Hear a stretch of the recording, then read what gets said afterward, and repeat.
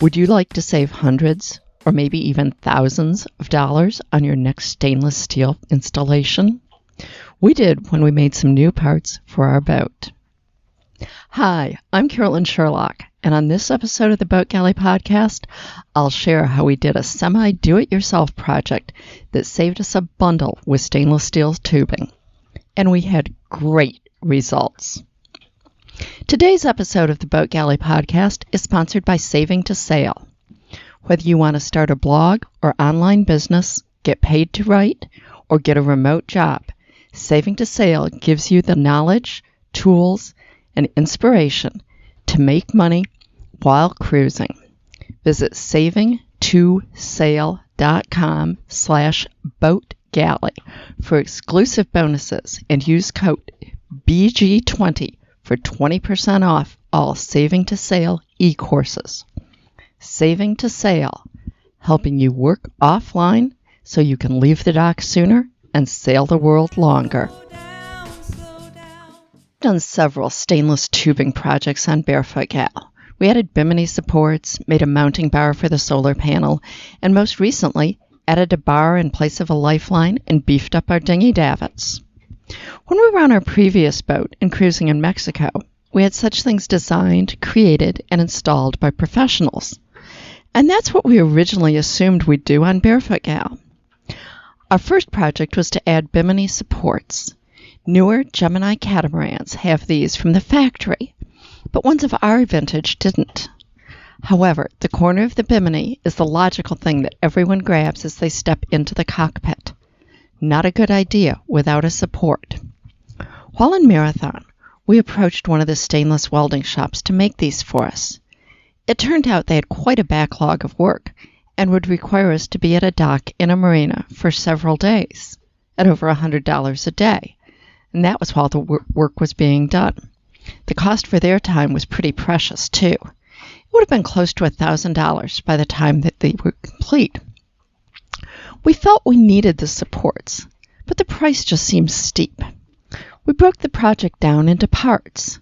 We had to design the support with the approximate measurements, buy the stainless tubing, buy end fittings, do a rough cut of the stainless tubing, bend the tubing, dry mount and cut the tubing to the exact length, weld the ends on, and permanently mount them. Okay, we looked at it. We could do most of it ourselves. We'd need help with bending the tubing and welding the ends.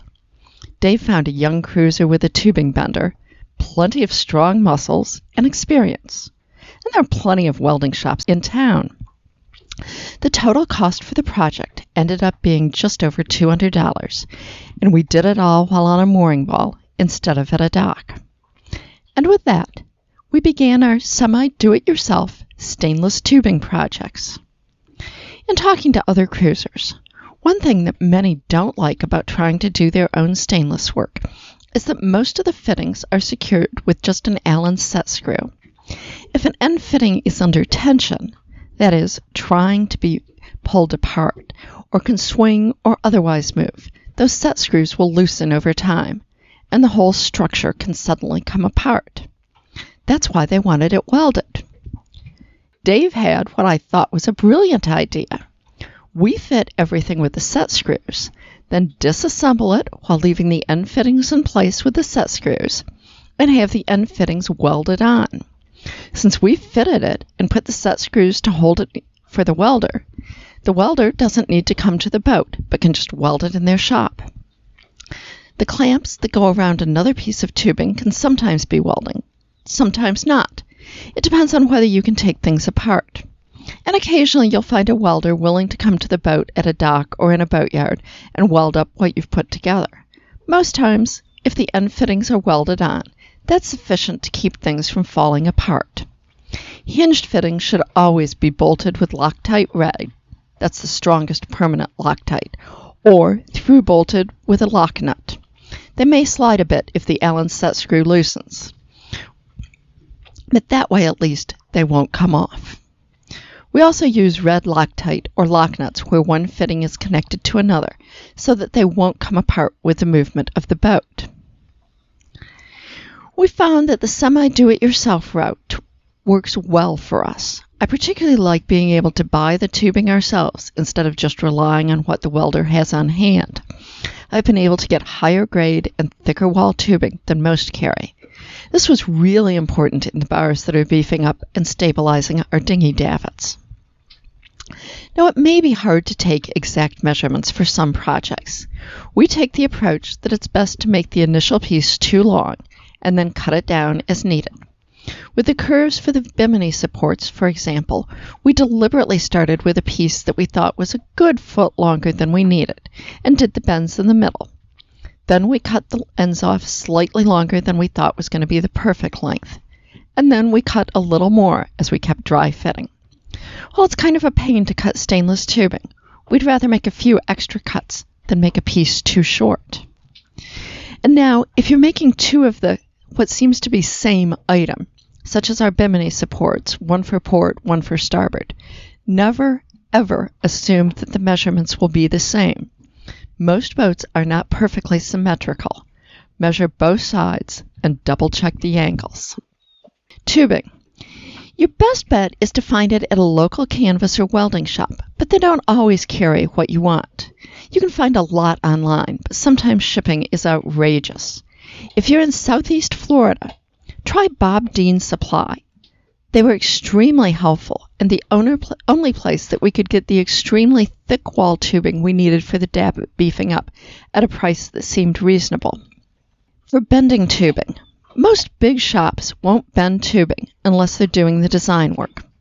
Small shops are more likely to be willing. Also look for young, entrepreneurial cruisers. It takes strength and a concrete floor or a sidewalk. And then hopefully they'll have a conduit or a tubing bender. Now, if you're going to be bending tubing yourself, don't get thick wall. You're just not going to be able to do it. Now, we found we had to go back for a second round of adjustment after dry fitting the pieces. But again, it's so much cheaper to do it this way. And the welding?